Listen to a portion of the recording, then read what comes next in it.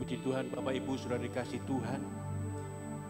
Bila kesempatan hari yang indah ini, yang Tuhan berikan buat saudara dan saya, bila kita manfaatkan untuk kita menyukakan hati Tuhan, untuk kita bisa menyenangkan hati Tuhan. Mari Bapak Ibu saudara dikasih Tuhan, yang Anda berada di tempat mana berada. Tapi biarlah pada kesempatan ini, luangkan waktu Anda sejenak untuk datang di hadirat Tuhan. Mari kita mau bersama-sama, kita naikkan ucapan syukur kita di hadapan Tuhan. Karena kebaikan Tuhan melimpah atas kehidupan saudara dan saya. Kebaikan Tuhan tidak pernah ada batasnya. Kebaikan Tuhan kekal selama-lamanya. Mari kita mau siapkan hati kita. Kita mau cari hadirat Tuhan. Kita yakin dan percaya saat kita memuji, saat kita menyembah Tuhan, hadirat Allah ada di tengah-tengah kita. Amen. Oh haleluya, haleluya. Mari kita semua menyembah Tuhan. Kita belajar mendekatkan diri di hadapan Tuhan. Karena kita percaya saat tidak ada dekat dengan Tuhan, saat kita melekat dengan Tuhan, Tuhan akan terus ada bersama kita. Haleluya, haleluya, haleluya. Oh haleluya, haleluya, haleluya, haleluya. Oh haleluya, terima kasih Yesus. Haleluya, glory, glory, glory, haleluya. Terpujilah buat selama-lamanya. Haleluya, haleluya, haleluya. Yesus,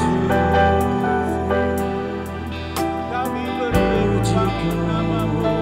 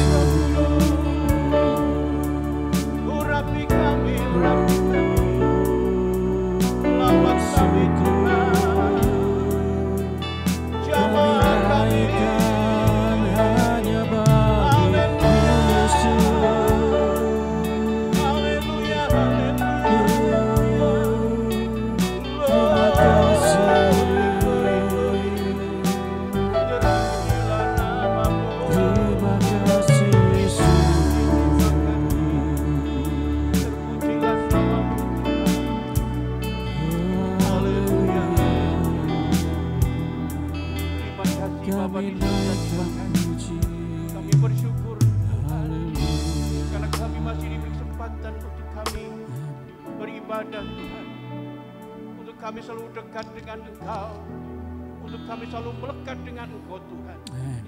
Terima kasih Tuhan buat apa yang sudah Engkau berikan buat hidup kami. Haleluya, Yesus, terpujilah namamu selama-lamanya. Kami percaya Tuhan Kau punya rencana indah dalam hidup kami. Oleh karena itu Tuhan, biarlah kami berpisah Tuhan, jarak Tuhan, tetapi kami yakin dan percaya Tuhan, saat kami naikkan ucapan syukur, kami memuji, menyembah Engkau, Engkau ada bersama kami ya Bapa di surga. Oleh karena itu urapi kami semua Tuhan, pimpin kami semua. Terpujilah Engkau selama-lamanya. Mari kita tetap dalam hadirat Tuhan. Kita menyembah Tuhan. Kita angkat satu pujian penyembahan. Bahwa Engkau sungguh besar dalam hidup kami Tuhan. Bahkan darah-Mu yang sudah menyucikan hidup kami, yang sudah menebus hidup kami, sehingga hidup kami boleh berarti di hadapan Engkau ya Tuhan. Terima kasih Bapa.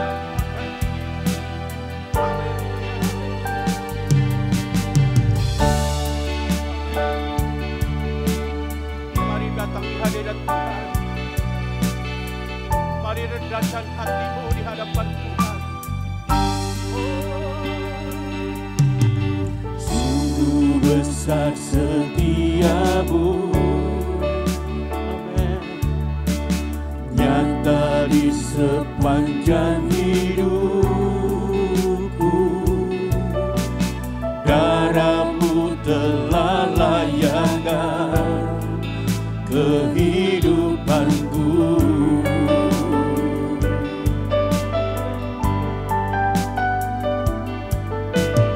Tiada kata yang bisa lukiskan indahnya Kau Tuhan. Bagimu segala pujian dan kemuliaan.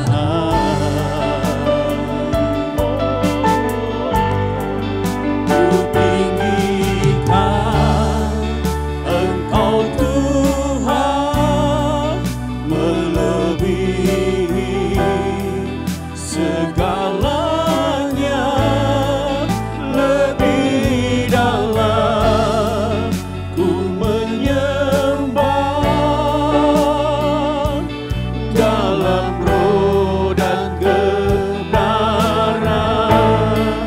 Ku tinggikan Engkau Tuhan, melebihi segalanya, lebih dalam ku menyembah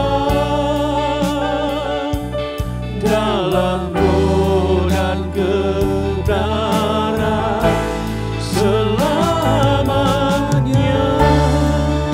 Mari Bapak Ibu Saudara kasih Tuhan, ada di mana Engkau berada, mari luangkan waktumu untuk datang di hadirat Tuhan.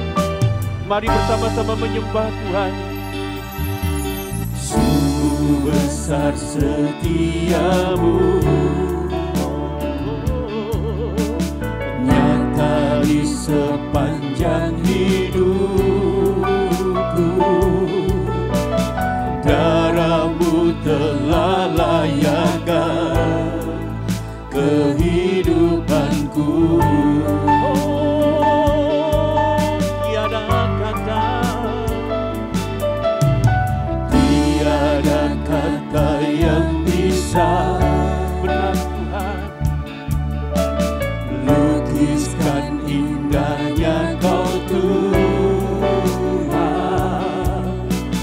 Bagimu segala pujian dan kemuliaan.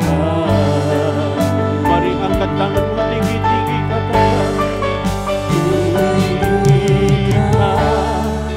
Engkau Tuhan, melebihi segalanya, lebih dalam ku menyembah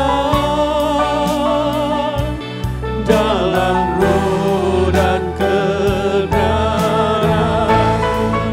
Ku tinggikan Engkau Tuhan, melebihi segalanya, lebih dalam ku menyembah dalam roh dan kebenaran. Ku tinggikan Engkau Tuhan,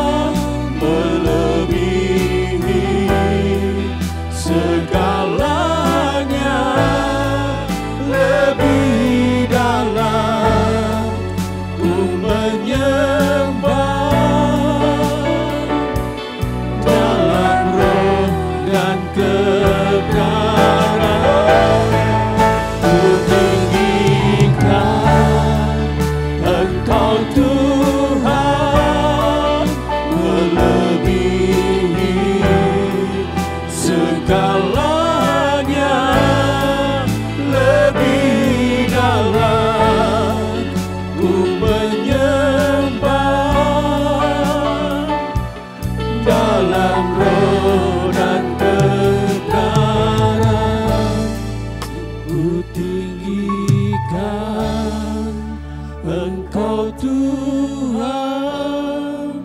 melebihi segalanya, lebih dalam ku menyembah dalam roh dan kebenaran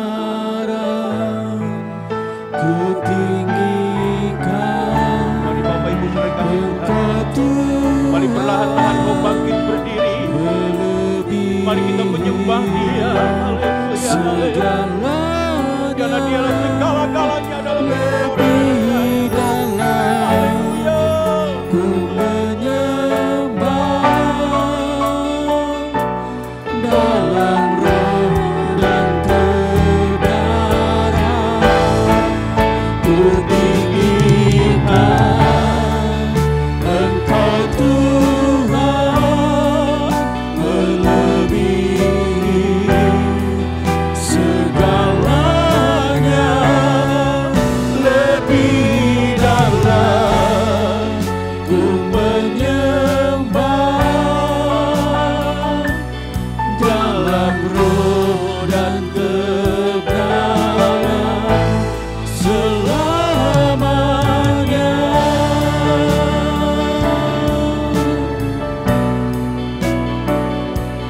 Dalam roh dan kebenaran selamanya.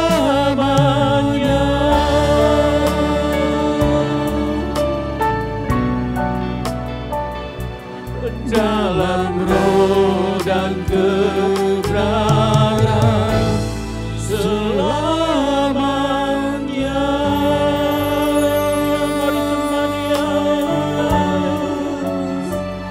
Oh Yesus, kami menyembah-Mu, kami tinggikan nama-Mu, kami muliakan nama-Mu, Yesus Tuhan, karena Engkau-lah segala-galanya, Engkau yang layak disembah. Haleluya, Yesus Tuhan, haleluya,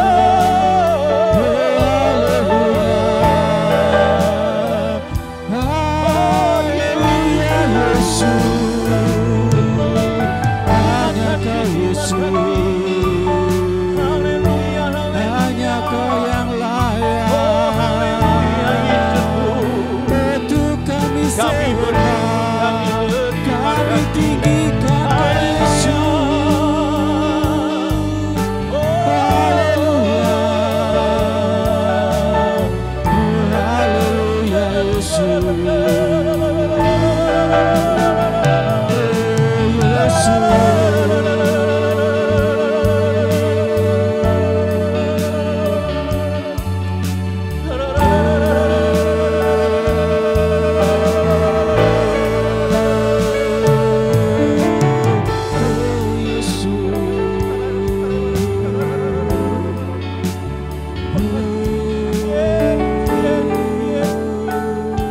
Kami berseru panggil nama-Mu. Sembah Kau Yesus. Engkau begitu baik dalam hidup. Engkau yang sudah berkorban buat kami. Engkau yang sudah menebus hidup kami Tuhan. Oleh itu kami percaya Tuhan, saatnya nanti Tuhan kami akan bertemu berkumpul dengan Engkau Tuhan. Ya, Karena haleluya. kebaikan-Mu melimpah atas kehidupan kami Pak. Terpujilah nama-Mu selama-lamanya Tuhan. Haleluya Kami Yesus. bersyukur, kami berterima kasih. Haleluya, haleluya. Ku telah mati dan tinggalkan cara hidupku yang lama. Semuanya sia-sia dan tak berarti lagi. Hidup ini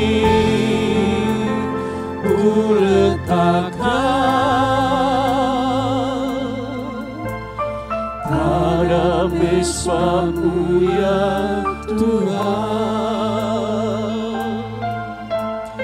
Jadilah padaku seperti yang Kau ingini.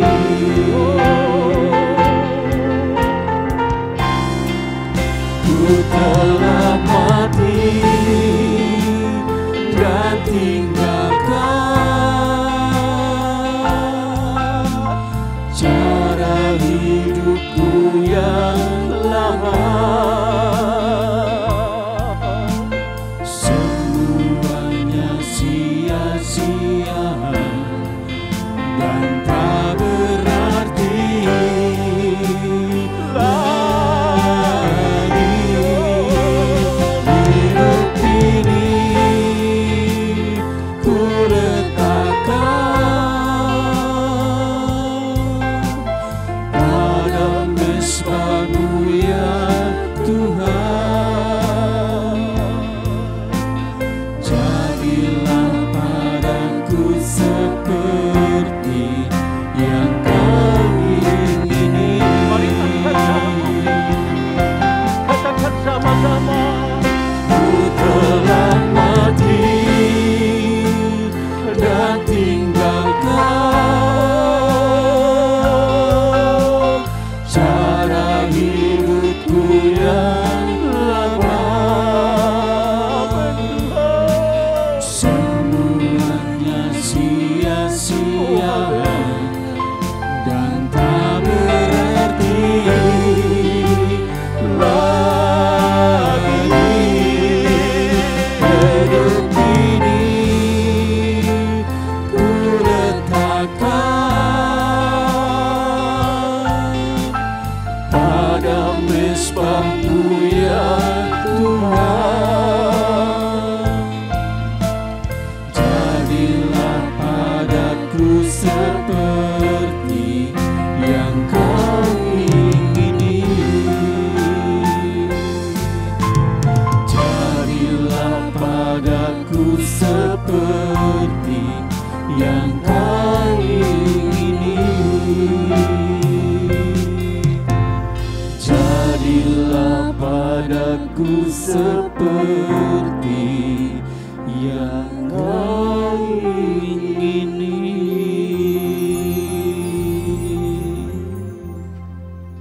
Makasih Bapa di surga, terima kasih. Biarlah kehendak-Mu yang jadi dalam hidup kami, Bapa. Kami percaya akan kebesaran-Mu. Kami percaya akan anugerah-Mu Tuhan dalam hidup kami. Oleh karena itu Tuhan, dalam kesempatan yang masih Tuhan berikan buat hidup kami, biarlah Kau pakai kami semua Tuhan sebagai alat-alat-Mu Tuhan. Untuk kami bisa menyukakan hati Engkau, menyenangkan hati Engkau. Untuk kami terus makin dekat, melekat dengan Engkau Tuhan. Karena kami yakin dan percaya Tuhan, Engkau selalu menyertai dalam hidup kami. Terima kasih Bapa di surga. Kalau sebentar kami mendengar kebenaran firman-Mu, Tuhan, buka telinga kami, hati kami, pikiran kami Tuhan. Agar kami boleh tertuju, kami boleh fokus Tuhan untuk mendengarkan kebenaran firman-Mu Tuhan. Kami yakin urapan-Mu turun atas hamba-Mu. Biarlah Tuhan berikan roh pewahyuan agar setiap pesan-Mu yang disampaikan hamba-Mu boleh tersampaikan kepada seluruh sidang jemaat-Mu. Kami serahkan semuanya ke dalam tangan dan pimpinan-Mu. Hanya di dalam nama Yesus kami berdoa dan mengucap syukur. Semua yang percaya katakan amin. Ya, shalom saudara, selamat pagi. Kita kembali berbakti dalam kasih Tuhan kita Yesus Kristus. Pagi ini sama-sama, hari ini sama-sama kita menikmati firman Tuhan. Bagi jemaat yang berada di rumah masing-masing, saudara siapkan hati dan pegang Alkitab saudara masing-masing. Agar firman Tuhan ini bisa tertanam di dalam hati kita, lalu bertumbuh, berbuah, dan hidup ini terus menjadi berkat buat orang lain, terutama kita bisa makin indah di hadapan Tuhan. Untuk itu saudara, ya, saya ingin memulai pembicaraan ini dengan mengatakan begini. Saudaraku, ada kebiasaan dari para narapidana ketika di sel tahanan. Dan kebiasaan ini sering saya lihat, ya, entah dulu ada surat kabar dan selalu seperti itu. Lalu mereka yang ditahan ada yang 2 tahun, 5 tahun, 10 tahun. Dan kebiasaan mereka di penjara karena saking inginnya bebas dari tahanan tersebut. Lalu hari demi hari menulis di tembok, di dinding dengan coretan-coretan angka-angka. Ya, kebanyakan mereka menulis angka dengan garis-garis 1, 2, 3, 4 lalu dipalang. Ya, jadi jumlahnya 5, lalu terus begitu. Ya, kalau mereka 2 tahun ya cukup banyak jumlah tersebut, apalagi kalau lebih dari 2 tahun. Semua kebanyakan narapidana menghitung hari, ya, dengan bertanya-tanya dalam hatinya, kapan aku ini bebas dari penjara ini? Nah, saudara, begitu juga hari-hari ini kita melihat ada banyak orang, khususnya orang-orang Kristen, umat Tuhan seperti kita ini, ya, juga bertanya, kapan sih kita bebas dari COVID-19 ini? Kita ingin selekasnya, ya, lepas dari penderitaan ini, ya, apalagi mendengar sangat mengerikan, cukup banyak orang-orang yang sudah meninggal, ya, terutama tenaga-tenaga medis. Wah, ngeri banget, saudara. Mereka banyak yang mati, bukan hanya di Indonesia, tapi juga di seluruh belahan dunia ini. Kapan sih kita bebas dari penderitaan ini? Kapan COVID-19 ini lalu dari muka bumi kita? Nah, tetapi ada satu hal, Pak, hari ini yang saya ingin sampaikan pada saudara. Kadang-kadang kita lupa, sesungguhnya hidup ini dari hari ke hari harus terus bergumul, menggumuli dalam doa. Ya, dengan doa yang sama kepada Tuhan dan berkata seperti ini, Roh Kudus, kapan sih Tuhan atau Roh Kudus membebaskan kami? Karena itu saudara, hari ini saya ingin menyampaikan firman Tuhan dengan tema Roh Kudus bebaskan kami. Ya, Roh Kudus bebaskan kami. Kita perlu dibebaskan oleh Roh Kudus hidup ini. Ya, di tengah-tengah dunia yang makin sulit, dunia yang fana ini. Bebas. Dan kalau kita bebas, itulah kesempatannya, saat yang paling indah. Nanti kita akan jumpa dengan Tuhan di dalam kerajaan surga yang kekal. Saudara, karena itu kita akan memulai firman Tuhan ini. Ya, pembacaan kita dalam surat Efesus 5 ayat 15 hingga ayat 21. Saya akan memulai dengan ayat yang ke-15. Berkata seperti ini, saudara, periksa Alkitab saudara di rumah masing-masing. Karena itu perhatikanlah dengan seksama bagaimana kamu hidup. Janganlah seperti orang bebal, tetapi seperti orang arif. Yang saya tekankan awal firman Tuhan ini diminta oleh Tuhan untuk kita memperhatikan dengan seksama, Saudara, seksama ini di dalam bahasa Latinnya, ya, bahasa aslinya, bahasa Latinnya, itu ditulis dengan kalimat seperti ini. Biarlah kita melihat sekitar kita dengan teliti. Kita lihat sekitar kita ini dengan teliti. Nah, saudaraku, apa yang kita lihat sekitar kita dengan teliti di tengah-tengah dunia yang makin sulit, makin susah, makin mengerikan, dan sangat berbahaya ini. Ya, bisa mengancam keselamatan jiwa kita kalau kita tidak hati-hati dalam pengikutan kita kepada Tuhan. Apa sih yang harus kita lihat di sekitar kita? Saudara lihat gambar ini, gambar domba di tengah-tengah serigala. Jadi saya artikan kita ini seperti domba di tengah-tengah serigala. Loh, kenapa seperti itu, saudaraku? Ya, Kita lihat di dalam Matius 10 ayat 16. Tuhan Yesus berkata begini, lihat, aku, kata Tuhan Yesus, mengutus kamu seperti domba ke tengah-tengah serigala. Perhatikan saudara, ketika kita sudah diubah oleh Tuhan, menjadi anak Tuhan, lahir baru, menerima anugerah. Lalu masih ada di dunia ini. Nah, kita ini utusan Tuhan. Ya, kita ini utusan Tuhan. Beda dengan kebanyakan orang yang belum menerima anugerah. Jadi berbeda, di mata Tuhan kita ini beda, lalu kita menjadi utusan Tuhan. Atau dengan kata yang lebih keren, kita ini duta-dutanya Kristus. Di tengah-tengah dunia yang fana ini. Lalu diutus ke tengah-tengah dunia ini. Nah, ketika kita diutus ke tengah-tengah dunia ini, di dunia ini banyak serigalanya. Ya, banyak serigalanya. Waduh. Luar biasa, saudaraku, banyak serigalanya. Domba ke tengah-tengah serigala dan serigalanya mengelilingi hidup kita. Ini ngeri, saudaraku, ngeri.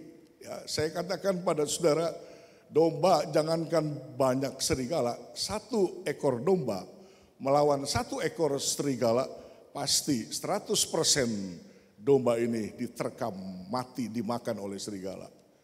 Apalagi di tengah-tengah serigala dan cukup banyak serigalanya. Saudaraku, karena itu saya katakan serigala ini pengertiannya itu gambaran sesuatu yang berbahaya buat kita. Berbahaya. Anda harus tahu sebagai anak Tuhan, ketika kita masih hidup di dunia ini, terserah saudara dalam keadaan enak atau tidak enak hidup ini. Ya, saudara katakan hari ini saya nggak punya uang nih, saya banyak uang ini, saya sehat kok, saya enjoy saja. Tapi saya mau katakan pada saudara, hidup anak-anak Tuhan di tengah-tengah dunia yang fana ini, yang makin sulit ini, kita hidup di tengah-tengah dunia yang berbahaya. Dunia ini berbahaya. Kenapa saudaraku dunia berbahaya? Sebab dosa. Di mana-mana dosa itu ada. Waktu saudara bekerja, ada dosa. Waktu saudara mencari uang, ada dosa. Waktu saudara kelimpahan harta, saudara pikir enak nih hidup. Hati-hati, dosa mengintip saudara. Ya, sakit atau tidak sakit, dunia ini berbahaya. Luar biasa. Saudaraku, tapi saya mau katakan seperti teks ini, kita tidak perlu takut. Selagi saudara posisikan hidup saudara sebagai domba, nggak perlu takut. Ya, kecuali saudara menjadi Kristen kambing, ya, Tuhan memberikan perumpamaan kambing itu di sebelah kiri, kata Tuhan. Waktu Tuhan menyampaikan tentang akhir zaman, ya itu pasti binasa. Tapi posisi domba di sebelah kanan. Jadi kalau kita seperti domba, nggak perlu takut. Kenapa? Sebab Tuhan beserta kita. Mazmur 23 ayat 4, coba dibaca. Mazmur 23 ayat 4 berkata begini, sekalipun aku berjalan dalam lembah kekelaman, aku tidak takut bahaya.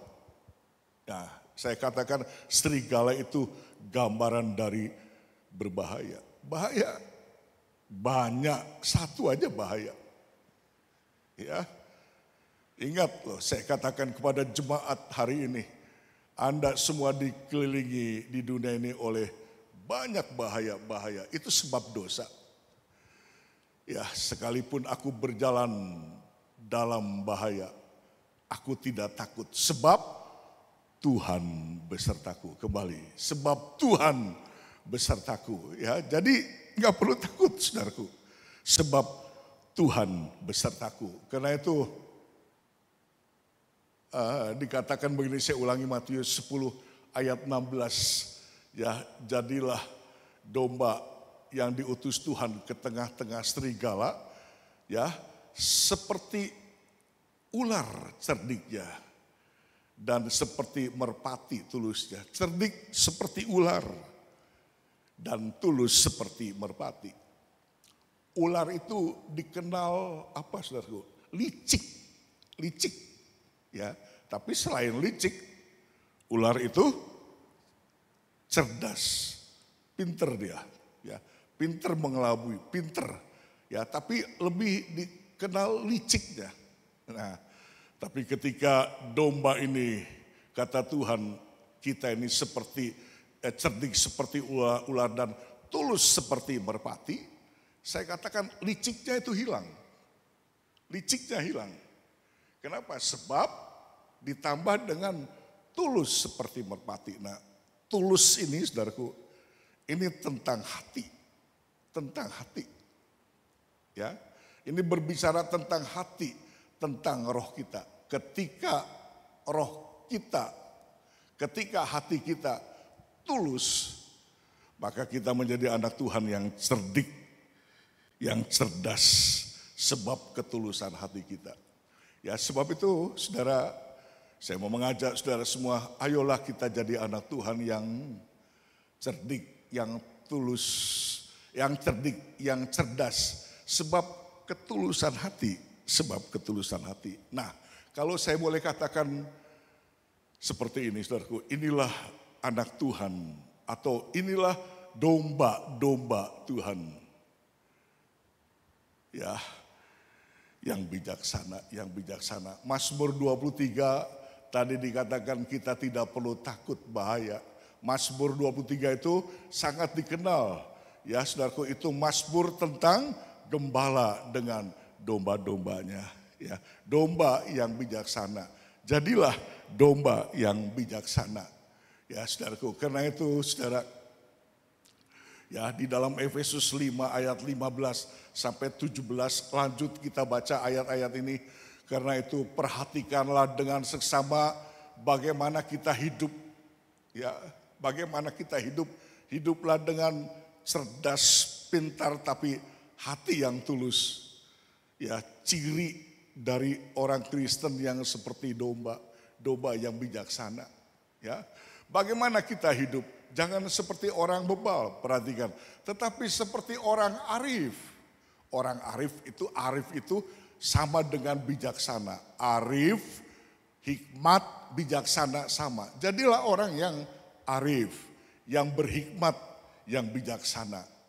Ya, sebab itu janganlah kamu bodoh, tetapi usahakanlah supaya kamu mengerti kehendak Tuhan. Ya, jadilah orang yang arif, ya, dan bijaksana, saudaraku.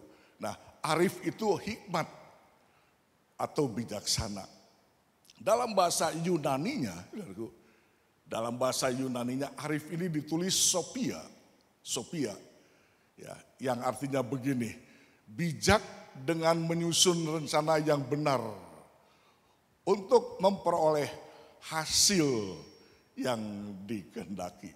Ya, jadi bukan sekedar arif gitu, bijaksana, bukan. Tapi Sophia ini dia susun setiap rencana supaya betul-betul berhasil sesuai dengan apa yang dikehendaki. Jadi maksud Tuhan itu kita harus menjadi orang yang bijaksana, yang bijaksana.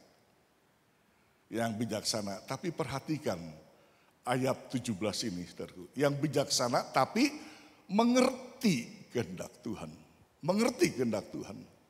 Ya. Jadi ada orang bijaksana belum tentu mengerti kehendak Tuhan. Ada enggak? Ada. Wah, pinter nih. Cerdas nih. Bisa mengatur waktu, bisa mengatur keuangan, bisa sukses dalam dagang, bisa sukses dalam mencari uang, bisa sukses dalam mengatur rumah tangga. Wah, pinter banget nih. Ya. Tapi apakah mengerti kehendak Tuhan? Jadi bijaksana ini belum tentu mengerti kehendak Tuhan. Ya, saya kasih contoh, saudaraku. Saudara kenal ada sebuah cerita legenda. Ya, pasti tahulah dari masa anak-anak kita tahu si Robin Hood. Ya, satria yang bijaksana. Kenapa Robin Hood disebut satria yang bijaksana? Saudaraku, sebab Robin Hood ini gagah, berani, pinter, cerdas. Ya, dia hidup di tengah-tengah orang-orang yang kaya, konglomerat, tapi banyak yang kekayaannya nggak bagus gitu. Kekayaannya mungkin hasil korupsi dan sebagainya. Lalu si Robin Hood nggak suka dengan ini. Nah, apa yang terjadi dalam kisah legenda ini? Lalu Robin Hood tengah malam selalu dia mencuri harta kekayaan orang-orang kaya ini. Diambil, dirampas, entah uang, emas, perak, berlian diambil. Tapi bukan untuk diri sendiri.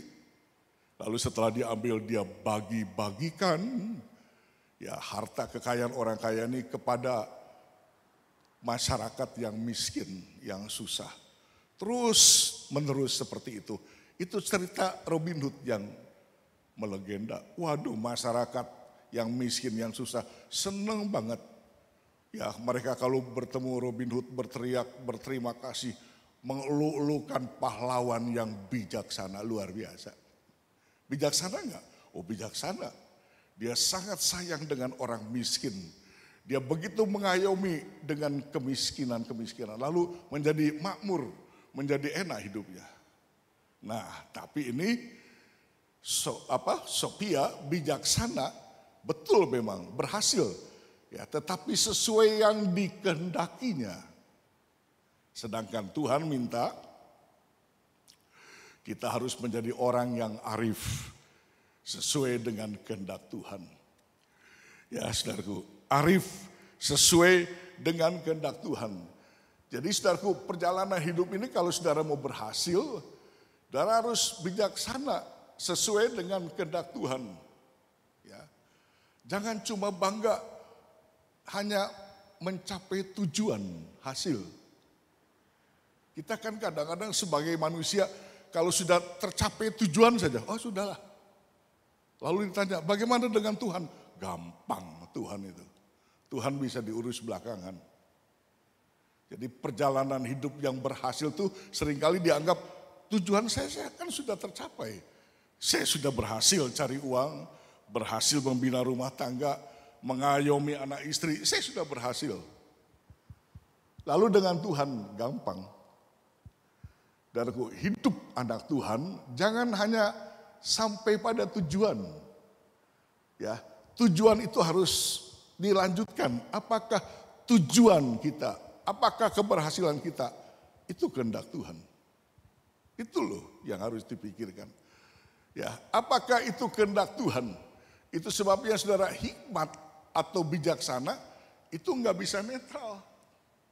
Ya, tidak bisa netral. Ada orang yang berhikmat seperti saya ceritakan tentang Robin Hood atau saudara-saudara yang bangga, oh saya bijak kok dalam rumah tangga, cari uang bijak. Ya.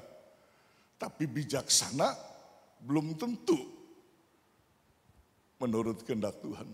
Jadi ada orang Kristen yang bijaksana tapi tidak sesuai dengan kehendak Tuhan. Karena itu bijaksana ini tidak bisa netral. Saudaraku, tidak bisa netral. Kisah Rasul 7 ayat 22 mengatakan begini, Musa dididik dalam segala hikmat orang Mesir. Musa itu waktu kecil diambil oleh putri Firaun. Anda semua jemaat pasti tahu cerita ini. Ya, lalu dibesarkan, dididik dengan ilmu pengetahuan orang-orang Mesir. Wah, lalu bagaimana? Jadi bijak dia. Dikatakan karena dididik, Musa dididik dalam segala hikmat, segala kebijaksanaan orang Mesir. Pinter dia, cerdas. Ya, dididik dalam kebijaksanaan orang Mesir. Lalu dia berkuasa dalam perkataan dan perbuatannya. Saking pinternya, apa yang dia katakan, apa yang dia perbuat, semua orang kagum dengan Musa di Mesir. Satu kali, Musa dia keluar jalan-jalan mau melihat apa yang terjadi di lapangan. Sebab ketika itu saudaraku, orang-orang Ibrani, ya seperti Musa juga orang Ibrani, itu hingga Musa dewasa pun masih tetap dipekerjakan paksa oleh orang Mesir. Kerja rodi istilahnya. Oh sengsara, kesian banget. Nah, Musa melihat ke lapangan.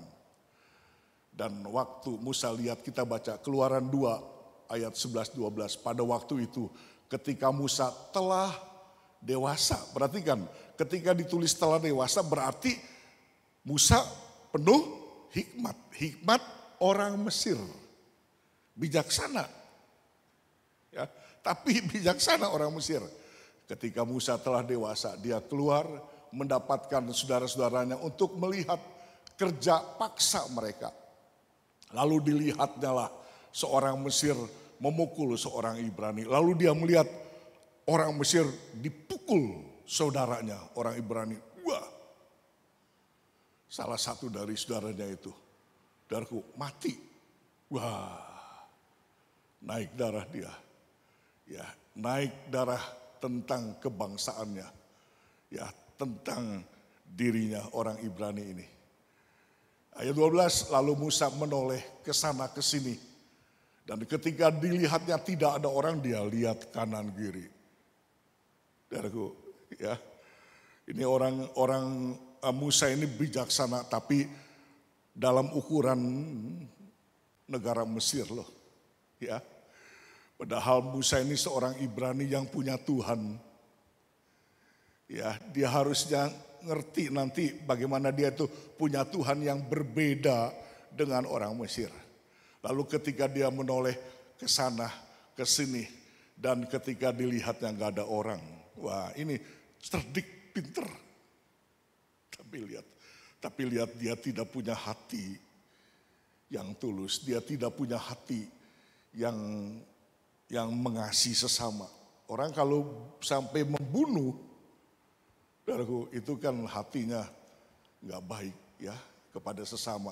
Lalu ketika dilihat tidak ada orang, dibunuhnya orang Mesir itu dan disembunyikan mayatnya dalam pasir.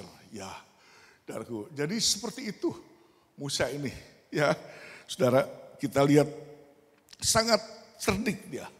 Dia dididik. Ya, dia berkuasa, saudaraku, di Mesir. Tapi kebijaksanaannya beda. Ya, karena itu saudaraku, didikan dari Mesir sehingga dia punya hikmat, punya kebijaksanaan, itu tidak bisa dipakai, digunakan sama sekali untuk Musa menghantar bangsa Israel keluar dari Mesir menuju tanah perjanjian. Karena itu awal cerita Musa. Ketika dia siap dipakai oleh Tuhan, bertemu dengan Tuhan di padang belantara. Di padang belukar, waktu mengembalakan kambing domba. Ya, saudaraku, mertuanya. Dia bertemu, saudaraku, lalu dia melihat padang belukar itu terbakar api. Tapi belukar yang kering kerontang itu tidak bisa terbakar, sekalipun ada api yang besar. Lalu Musa menyingkir, menjauh, dan Tuhan berkata, kamu bebaskan bangsa ini. Keluarkan, sebab aku sudah dengar jeritan tangisannya. Lalu Musa berkata, aku ini gak bisa apa-apa. Ya, aku ini bodoh Tuhan. Tuhan katakan, ayo aku yang suruh. Nanti kalau orang Israel bertanya, saudara-saudaraku tanya, kamu disuruh siapa? Saudara, nanti kalau baca di dalam Keluaran 3, baca saja nanti Keluaran 3. Lalu Tuhan katakan begini, katakan kepada umatku, aku ada sebagaimana aku ada. Saudaraku, di situ Musa ditunjukkan oleh Tuhan, kamu ini punya Tuhan. Kamu ini punya Tuhan, dan Tuhan itu ada. Itu sebabnya kalau kamu berhikmat, kamu pinter, ya, kamu nanti bisa memimpin umatku keluar dari Mesir menuju tanah perjanjian. Pimpinlah dengan kehendakku. Nanti aku akan berserta dengan kamu. Pimpin dengan kemauanku. Sebab aku punya Tuhan. Nah, lalu Musa, dia bersama dengan Tuhan memimpin perjalanan bangsa Israel menuju Kanaan. Ya, disitulah perbedaannya hikmat orang Mesir dengan hikmat Musa yang menemukan Tuhan dalam hidupnya.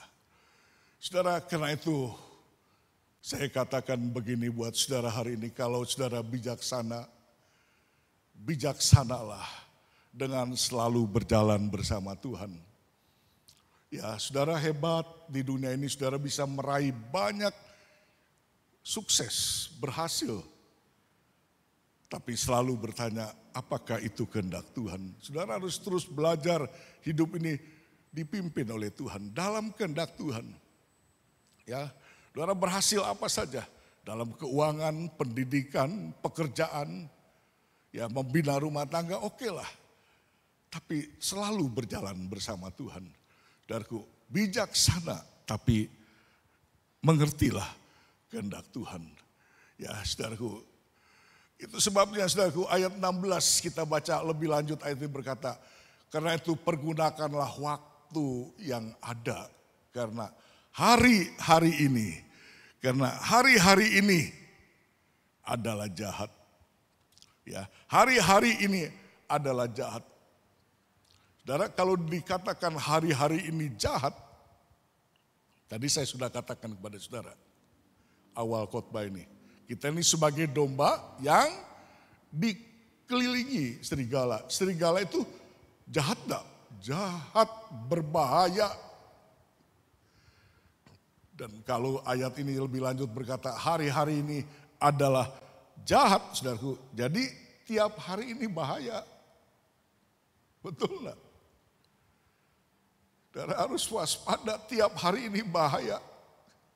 Karena itu waktu Yesus bergumul di Taman Getsemani, memberikan ayat yang terkenal buat kita untuk menjadi pergumulan kita.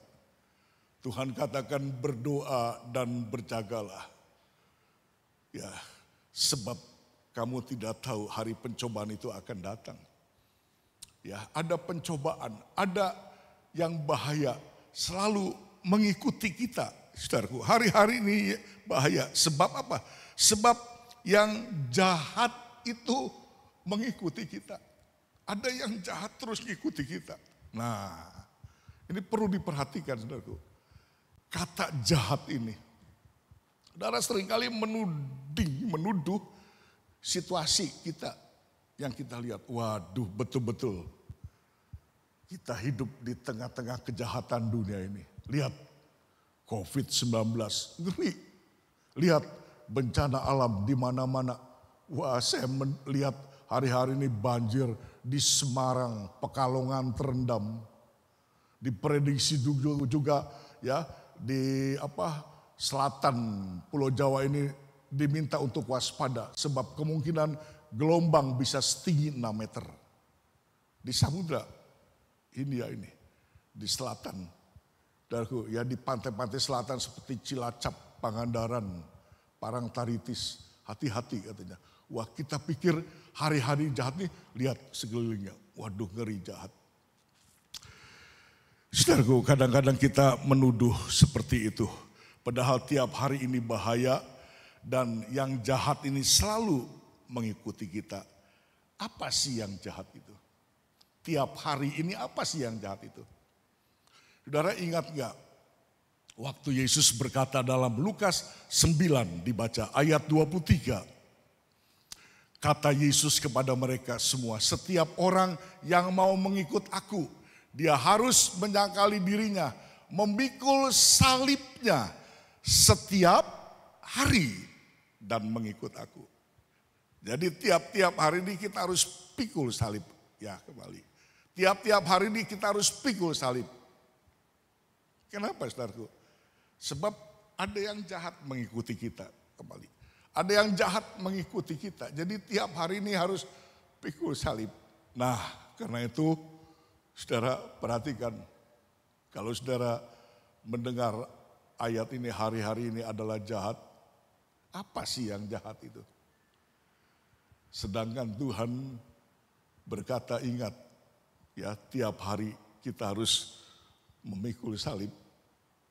Saudaraku, ya, saudaraku kalau kita menjadi bijaksana, saudaraku, kita harus mau mengalahkan keinginan daging kita yang jahat semata. Yang jahat itu keinginan kita ini loh. Wah, betul-betul jahat. Tiap hari itu ngikuti kita terus. Jahat. Ya. Belum ada penebusan tubuh yang hina ini. Dan itu terus tiap hari ngikuti. Ya, salah sedikit saja kita bisa bersalah. Sebab itu Tuhan katakan waspada, hati-hati.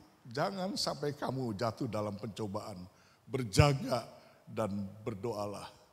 Jadilah hari-hari ini anak Tuhan yang bijaksana. Untuk mengalahkan keinginan hawa nafsu daging kita. Karena hawa nafsu daging kita ini jahat semata. Darku, ya, dalam Injil Yohanes 17 ayat 15. Itulah sebabnya Yesus berdoa seperti ini. Ya. Yesus berdoa seperti ini. Yohanes 17 itu doa Yesus kepada Bapa yang di sorga. Yesus berdoa begini, aku tidak meminta supaya Bapa mengambil mereka dari dunia. Ya. Seandainya Tuhan meminta, bisa diluluskan oleh Bapa. Sebab Bapa dan anak itu satu adanya. Ya, seandainya Yesus meminta begini doanya, Bapa, aku berbuat banyak dan banyak orang sudah bertobat lahir baru, percaya kepada aku bahwa aku nanti mati menebus dosa umat manusia. Dan aku minta setiap orang yang sudah ditebus dosanya lalu bertobat lahir baru, ambillah mereka dari dunia. Wah, karena begitu bertobat, pulang ke sorga. Bertobat, pulang ke sorga. Aduh, itu ada beberapa kemungkinan. Ada orang yang tidak mau, masih gak mau, gak percaya. Apa sorga itu ada nanti habis mati pas tidak ada. Tapi ada yang percaya banget dengan Injil, aku percaya banget, tidak apa-apa. Begitu dibaptis bertobat, mati pulang sorga. Wah, tapi Tuhan tidak minta itu. Apa yang Tuhan minta? Tapi aku minta supaya Bapa melindungi mereka dari yang jahat. Supaya Tuhan melindungi kita dari yang jahat. Apa yang jahat itu? Lindungi loh dari tubuh yang fana ini loh, yang jahat ini, yang selalu ngikuti kita terus. Kenapa Yesus minta supaya Bapa melindungi dari keinginan daging semata ini? Yang selalu ingin menjatuhkan roh kita yang sudah lahir baru ini. Kenapa? Sebab Yesus berkeinginan, ya ada satu ayat berkata, satu kali tubuh kita yang hina ini akan diubah oleh Tuhan menjadi tubuh yang mulia. Saudaraku, itu sebabnya Tuhan tidak minta untuk diambil, lindungi dari yang jahat. Ya, itulah doa Tuhan. Dalam Roma 8 ayat 26. Ya, dikatakan begini, Tuhan mengajak kita juga berdoa. Demikian juga Roh membantu kita dalam kelemahan kita. Sebab kita tidak tahu bagaimana sebenarnya harus berdoa. Tetapi Roh sendiri berdoa untuk kita kepada Allah. Dengan keluhan yang tidak terucapkan kembali.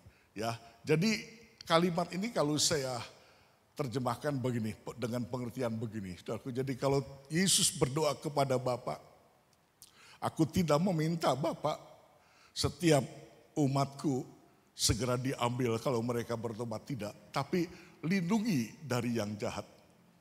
Sebab aku ingin dalam perjalanan hidup orang Kristen yang masih memakai tubuh dosa ini.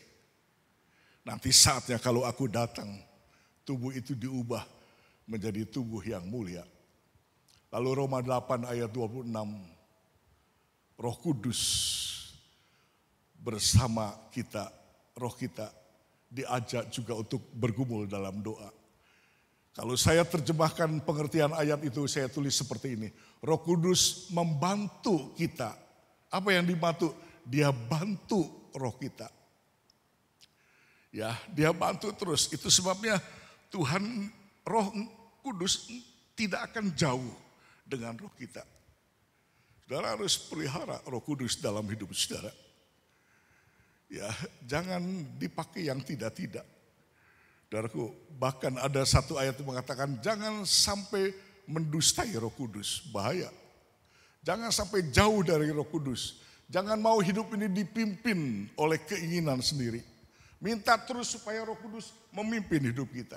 Roh Kudus itu membantu roh kita. Nah, saudara kalau ngerti ayat ini, saudara harus terus menjerit, Tuhan tolonglah saya ini. Bantulah saya ini. Roh Kudus bantulah saya ini. Dalam apa? Dalam kelemahan kita. Apa kelemahan kita? Keinginan daging kita. Ya, jadi kalau kita berdoa, kita mulai lemah, kita mulai enggak semangat, Roh Kudus bantu rohku. Berikan spirit lagi. Sebab keinginan dagingku ini jahat. Aku sudah ada hal-hal yang mulai ingin menjatuhkan aku, dagingku ini. Ya, saudaraku, kita harus berdoa seperti ini, mohon kepada Roh Kudus terus menerus memberitahu bahwa daging ini semata jahat. Karena itu saudara, kalau saudara lemah, gagal, ikut Tuhan, saudara beribadah, lalu berkeras hati, tidak mau mentaati firman Tuhan, jangan dianggap sepele, lalu saudara tetap saja bersikeras karena saudara merasa nyaman, tidak ada gangguan dalam hidup ini. Jangan begitulah. Ya, kalau saudara dengar firman Tuhan yang betul-betul menemplak saudara, saudara berdoa seperti Roma 8 ayat 26. Bantulah rohku Tuhan. Ini kelemahan dagingku. Aku kok maunya berontak terhadap firman-Mu. Aku kok maunya enggak mau. Roh Kudus bebaskan aku.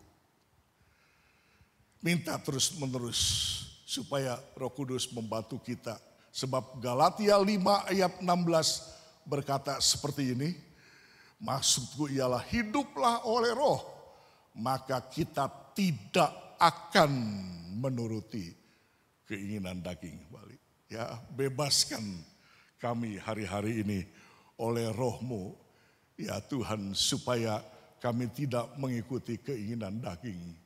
Ya saudaraku, apa yang terjadi dalam pembacaan kita Efesus 5 ini, bagian terakhir berkata, kalau kita penuh dengan Roh Kudus, ayat 18, janganlah kamu mabuk oleh anggur, karena anggur menimbulkan hawa nafsu, tapi hendaklah kamu penuh dengan Roh Kudus.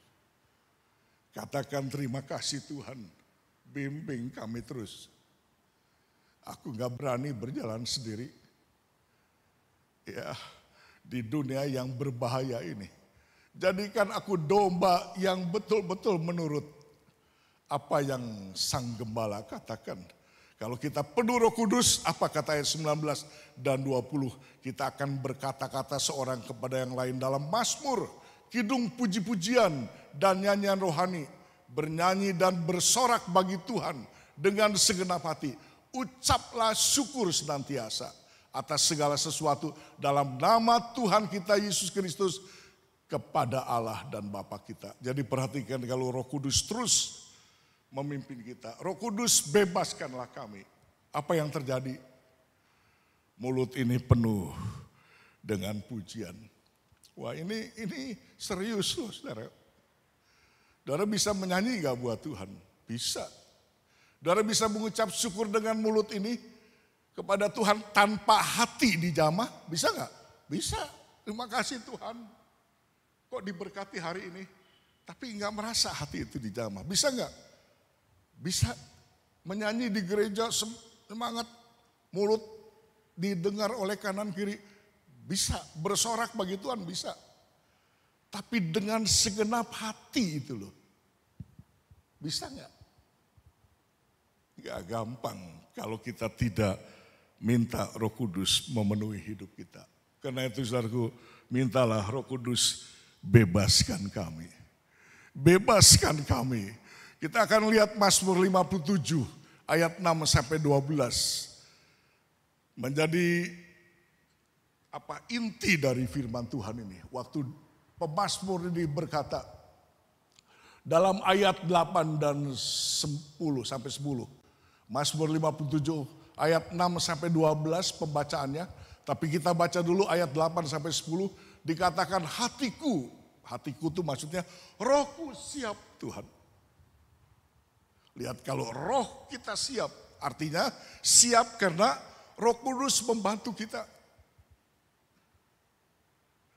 Saudaraku, gak ada anak Tuhan yang sembarangan berkata siap. Bisa aja ngomong siap-siap, tapi ini betul-betul siap. Sebab Roh Kudus ada. Aku siap Tuhan. Aku disuruh apa? Aku mau melayani apa? Aku disuruh korban apa? Aku disuruh berbuat apa? Siap. Seperti seorang tentara. Selalu kalau komandannya berkata siap dan siap. Nah, kita juga begitu. Rohku siap ya Allah. Nah kalau siap, apa yang terjadi? Dalam perhatikan teks ini saya tulis. Aku mau menyanyi, aku mau bermazmur, aku mau membangunkan fajar, mau bersyukur, mau bermazmur. Betul-betul nyanyi, betul-betul bersuka cita, betul-betul senang. Saya yakin saudaraku, kalau saudara di rumah masing-masing ini, Roh Kudus membebaskan saudara. Saudara siap, aku mau dibebaskan Roh Kudus. Pasti hati saudara penuh dengan sukacita bersama Tuhan. Ya saudaraku luar biasa. Kita mau memuji Tuhan, mengucap syukur sebab Roh Kudus membebaskan kita. Ya puji Tuhan. Nah saudaraku, bagaimana intinya bisa terjadi begitu? Ya, sebab ayat 6 ini kuncinya. Ayat 6. Saya tulis hanya 2 hal saja di dalam ayat 6. Yang pertama, kenapa sih kita bisa mau dibebaskan oleh roh hidup ini. Dan roh terus bersama dengan roh kita. Sehingga kita bisa mau bernyanyi, mau mengucap syukur. Betul-betul senang ikut Tuhan. Kenapa? Yang pertama sebab kita mau pikul salib. Mau memikul salib. Mazmur 57 ayat 6 berkata begini, tinggikanlah dirimu mengatasi langit ya Allah. Ya, sampai di situ saja dulu. Tinggikanlah dirimu mengatasi langit ya Allah. Jadi kalau Roh Kudus membebaskan kita, saya tulis judul dalam poin pertama ini, pasti Anda mau memikul salib. Ya, karena kita mau meninggikan diri kita mengatasi langit. Ya. Saya katakan saudaraku, pengertian ayat ini pastinya mengatasi langit hingga naik ke Firdaus, naik ke sorga. Saya tuliskan seperti ini karena ada pengalaman dari Rasul Paulus. Ya, di dalam 2 Korintus 12 ayat 2 sampai 5 berkata begini, aku tahu tentang seorang Kristen 14 tahun yang lampau, entah di dalam tubuh aku tidak tahu, entah di luar tubuh aku tidak tahu, Allah yang mengetahuinya. Jadi kalau saudara membaca ayat ini maksudnya dirinya sendiri, saudaraku. Ini Paulus, dia berbicara, saking dia gak mau menyombongkan diri, dia berkata seperti itu. Lanjut, orang itu tiba-tiba diangkat ke tingkat yang ketiga di sorga. Dia mengatasi langit sampai dibawa ke sorga. Aku juga tidak tahu tentang orang itu, entah di dalam tubuh, entah di luar tubuh, aku tidak tahu, Allah yang mengetahuinya. Ya, ayat 4, ia tiba-tiba diangkat ke Firdaus. Sama, Firdaus itu maksudnya sorga. Dan Paulus mendengar kata-kata yang tak terkatakan, yang tidak boleh diucapkan manusia. Atas orang itu aku hendak bermegah, tetapi atas diriku sendiri aku tidak akan bermegah. Jadi dia gak mau sombong-sombongan. Atas orang itu aku hendak bermegah, tapi atas diriku sendiri aku gak akan bermegah-megah. Jadi maksudnya orang itu ya Paulus, dirinya sendiri ya Paulus. Sebab di dalam Paulus ini ada sesuatu yang terjadi. Rohnya sudah baru. Dia sudah diubah oleh Tuhan. Dia sudah menjadi pengikut Kristus. Rohnya itu loh, sudah bersama dengan Roh Kudus. Ya, dia sudah bebas bersama Roh Kudus. Ya, aku hendak bermegah atas diriku sendiri. Aku tidak akan bermegah. Enggak. Ya, tapi dia akan bermegah atas kelemahan-kelemahannya. Ya. Jadi artinya begini, saudaraku, Paulus itu dia tahu dia sudah lahir baru, dia menjadi seorang rasul, pengikut Kristus yang mengabarkan Injil. Dia tidak bangga dengan itu, saudaraku, dengan jabatan kerasulannya, dengan seorang hamba Tuhan, tidak. Tapi dia bangga dengan kelemahan-kelemahan tubuhnya. Hah, luar biasa, dia bangga dengan kelemahan tubuhnya yang jahat ini loh. Kok bisa ya? Saudaraku, bangga dengan kelemahan tubuhnya yang jahat, tubuh yang fana, yang jelek ini. Aku bangga, aku bermegah dengan kelemahan tubuhku ini. Kok bisa begitu, saudaraku? Sebab begini, saudaraku, dengan kelemahan tubuh yang jahat, dia mau menderita pikul salib. Jadi tubuhnya ini, yang jahat ini dipakai untuk memikul salib Tuhan. Saudaraku, ya begitu juga kita ini punya tubuh yang jahat. Kalau mau dipakai untuk memikul salib Tuhan, yakinlah nanti. Seperti Tuhan katakan, nanti aku ubah tubuh itu menjadi tubuh yang mulia. Saudaraku, karena itu kalau saudara baca di dalam Alkitab, APHB itu Alkitab Penuntun Hidup Berkelimpahan yang besar. Itu mulai ayat 16 ada perikopnya. Ya, kalau di Alkitab saudara nggak ada. Ya, mulai ayat 16 seterusnya, nah itu ada perikopnya di atas Alkitab Penuntun Hidup Berkelimpahan. Perikopnya ditulis begini, Paulus bangga tentang penderitaannya. Ya, dia bangga tentang penderitaannya. Di situ dia tulis. Ya, ada kesaksian di situ dia tulis, ada orang-orang yang nggak mengerti, dia bangga. Ya, kalau menderita untuk hal yang lain.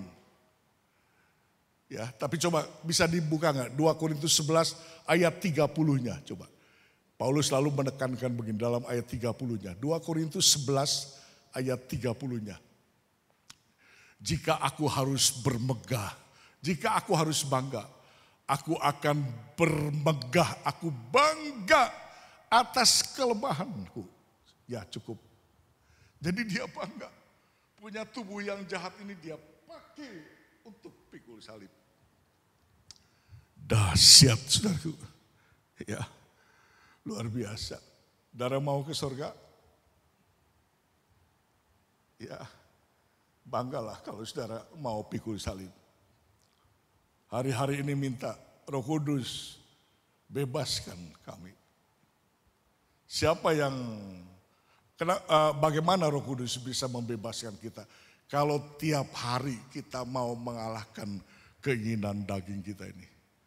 Tadi Galatia 5 ayat 16 berkata kalau tiap hari kita matikan keinginan daging kita, kita akan hidup oleh Roh. Roh Kudus bebaskanlah kami. Bebaskanlah kami. Ayo sangkali diri kita, pikulah salib, taati firman Tuhan. Ikuti jejak-jejak sang gembala, kemana gembala itu pergi. Jangan ikuti kehendak sendiri. Kalau saudara mau menjadi orang yang bijaksana, yang arif, bijaksanalah dengan mengerti kehendak Tuhan. Haleluya. Saudaraku, yang kedua bukan hanya mau pikul salib, tapi anak Tuhan yang bebas rohnya, dia mau dipermuliakan. Masih ayat 6 berkata begini, kemuliaanmu mengatasi seluruh bumi. Jadi kalau kita awali mau pikul salib, mesti kita rindu akan kemuliaan yang kekal di sorga. Ya, mesti mau dipermuliakan. Sebab itu anak Tuhan yang menyanyi, bersyukur, bermazmur buat Tuhan. Sebab penuh Roh Kudus. Dia mesti ingat kapan aku dipermuliakan oleh Tuhan? Mesti rindu akan kemuliaan Tuhan yang kekal. Saudaraku, tubuh ini fana. Karena tubuh ini fana, kita mesti rindu akan kemuliaan kita yang kekal itu. Kita baca Roma 8 ayat 18. Roma 8 ayat 18 berkata begini, sebab aku yakin bahwa penderitaan zaman sekarang ini tidak dapat dibandingkan dengan kemuliaan yang akan dinyatakan kepada kita. Lebih baik mana? Ya, kemuliaan yang nanti atau keadaan yang sekarang. Saudaraku, kembali. Saudaraku, 2 Petrus 3 ayat 10 sampai 12. Kita baca, tetapi hari Tuhan akan tiba seperti pencuri. Pada hari itu langit akan lenyap dan gemuruh yang dahsyat dan unsur-unsur dunia akan hangus dalam nyala api dan bumi dan segala yang ada di atasnya akan hilang lenyap. Segala yang ada di atas bumi ini akan hilang lenyap. Apa? Termasuk tubuh kita yang jahat ini, tubuh dosa ini, dan apa yang saudara miliki loh, harta benda, itu akan hilang lenyap, kata firman Tuhan. Ayat 11, jadi jika segala sesuatu itu akan hancur secara demikian, betapa suci dan salehnya kita harus hidup. Jadi hilang, saudaraku. Tetapi ada yang mulia nanti di dalam kerajaan sorga, waktu Tuhan Yesus datang. Sebab itu Tuhan menuntut, Tuhan minta dalam ayat 11, kita harus hidup suci dan saleh. Saleh ini kalau di pengertiannya begini, ibadahlah yang sungguh-sungguh. Ibadahlah yang sungguh-sungguh. Ya, ada yang lenyap, ada yang hilang. Betapa suci dan salehnya kita. Jadi kalau saudara mau mulia nanti kalau Yesus datang, hidup ini harus suci dan ibadahlah dengan sungguh-sungguh. Ya, saudaraku. Jadi ada yang hilang, tapi ada yang abadi. Ya, penderitaan yang sekarang ini nggak sebanding dengan kemuliaan yang akan datang. Roma 8 ayat 18 tadi. Gak apa-apa hilang juga. Tapi ada yang abadi nanti. Ada yang lenyap katanya. Saudaraku, Matius 24 ayat 35. Wah, ini dahsyat. Ayat ini dikenal. Coba kita baca. Ya, saudara yang di rumah baca sama-sama. Matius 24 ayat 35. Baca dengan keras. 3, 2, 1. Langit dan bumi akan berlalu, tetapi perkataanku tidak akan berlalu. Amin. Atau kalau bisa dikatakan dengan perkataan lain begini, langit dan bumi akan lenyap. Terjemahan lama mungkin berkata begitu. Tapi perkataan Tuhan tidak akan lenyap. Ya, ada yang hilang. Tapi ada yang tidak hilang. Saudara mau dipermuliakan? Yesus berkata langit dan bumi satu kali lenyap. Bumi dan yang di atasnya itu lenyap. Ya, tapi yang suci dan saleh hidupnya, dia akan kekal selama-lamanya. Saudara, kalau saudara mau hidup suci dan benar ibadah saudara, taati firman Tuhan. Ya, katakan hari ini kita masuk dalam doa. Tuhan bebaskan roh kami, sertai kami. Roh Kudus tolong terus kami, bantu kami. Ya, supaya kami bisa mengalahkan yang jahat ini, tubuh kami ini, hari-hari ini, dari hari ke hari terus. Kami mau apa yang Tuhan ajarkan supaya kami memikul salib Tuhan. Mari kita akhiri musik kita sama-sama, ya, menaikkan pujian.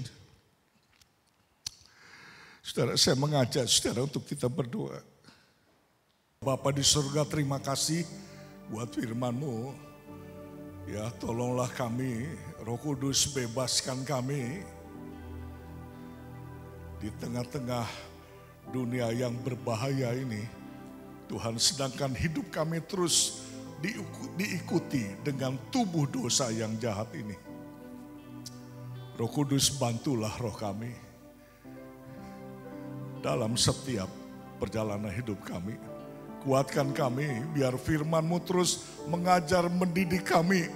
Dan kami mau mentaati melakukannya. Sebab kami merindu satu kali sebagaimana janji-Mu kalau Engkau datang kembali. Dan pasti tidak lama lagi Engkau akan datang. Kami akan dipermuliakan masuk dalam kerajaan surga yang kekal. Dalam nama Tuhan Yesus kami berdoa dan bersyukur. Amin. Padamu Tuhan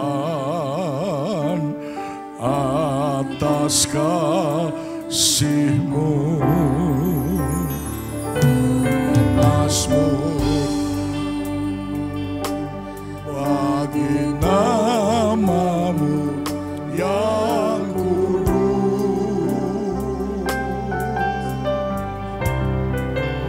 Semua menyanyi. Sebab Engkau kebenaranku, padamu ku percaya. Betapa mulianya Tuhanku, ku rindu menyatakan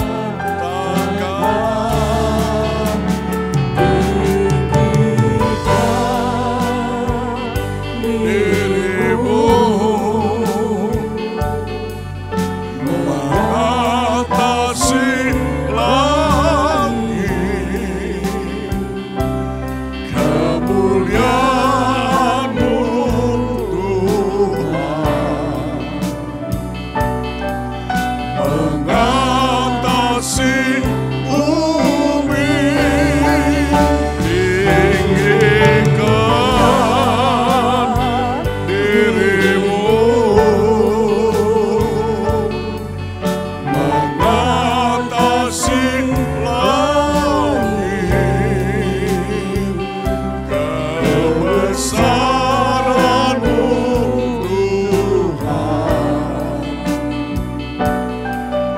mengatasi bumi. Katakan lagi, tinggikan diri-Mu. Haleluya. Tinggikan, amin, diri-Mu, amin, mengatasi langit, kebesaran-Mu Tuhan, mengatasi bumi, tinggikan diri-Mu, mengatasi langit, kemuliaan-Mu Tuhan, mengatasi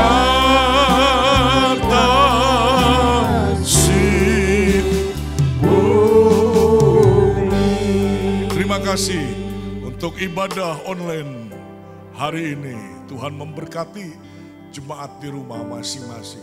Didik terus kami oleh firman-Mu Tuhan. Berikan semangat untuk mengikut Sang Gembala Agung. Jadikan kami domba-domba yang arif, yang bijaksana untuk mengerti kehendak Tuhan. Terima kasih Bapak, terima kasih. Waktu tidak lama lagi. Tuhan, sebentar lagi Engkau datang. Biarlah kami yakin dan tahu pasti dunia ini akan lenyap. Tapi perkataan Tuhan kekal selama-lamanya. Berkati jemaat-Mu, keluarga mereka masing-masing. bisnis, usaha, pekerjaannya, pendidikannya, semua, kesehatannya, terutama Engkau jaga baik-baik. Kami ingin melihat dan mendengar sangkakala itu berbunyi. Biarlah hari-hari ini kami terus bergumul, Tuhan, sebab hidup ini diikuti terus oleh tubuh yang jahat ini. Roh Kudus, kuatkan kami, bebaskan kami. Haleluya, terima kasih. Dalam nama Tuhan Yesus, kami sudah berdoa dan mengucap syukur. Amin. Saudara, minggu depan kita tanggal 14 Februari kita kembali beribadah di gereja pagi jam 6 dan sore jam 4. Saudara, perhatikan ibadah dengan baik, perhatikan hidup rohani saudara. Ya, jangan sampai akhirnya kita meleset dan kita tidak menikmati kemuliaan yang sesungguhnya dalam kerajaan sorga yang kekal. Setialah dalam ibadah. Saya kira cukup sampai di sini. Mari kita akhiri dengan nyanyian kita, ya. Kiranya Engkau memberkati kami berlimpah-limpah dan memperluas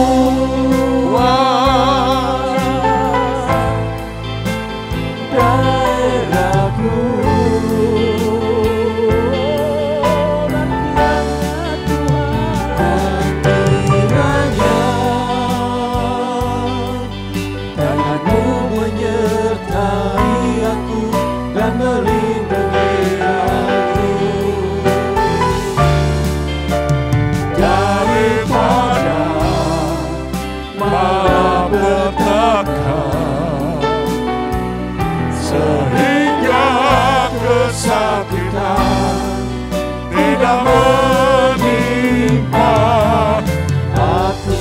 Buka tangan saudara, jemaat yang kukasihi, sementara Anda semua di rumah masing-masing, terimalah berkat dari Tuhan ini. Tuhan memberkati engkau dan melindungi engkau. Tuhan menyinari engkau dengan wajahnya dan memberi engkau kasih karunia. Tuhan menghadapkan wajahnya kepadamu dan memberi engkau damai sejahtera. Ini semua dari Bapa, Anak, dan Roh Kudus yang memberkati hidup jasmani, terutama rohani saudara. Hari ini hingga Maranatha, pastikan Tuhan Yesus akan datang kembali dalam nama yang kudus Tuhan Yesus Kristus. Semua yang diberkati Tuhan berkata, amin.